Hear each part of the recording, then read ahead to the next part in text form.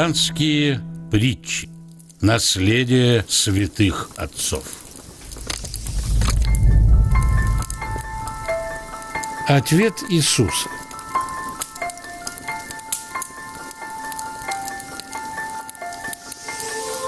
Несколько евреев поносили однажды Иисуса, когда он проходил по их кварталу.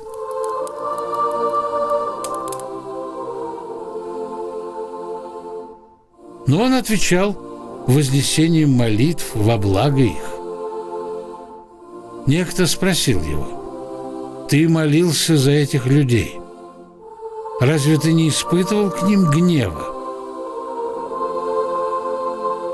Он отвечал: «Я могу тратить только то, что есть у меня в кошельке».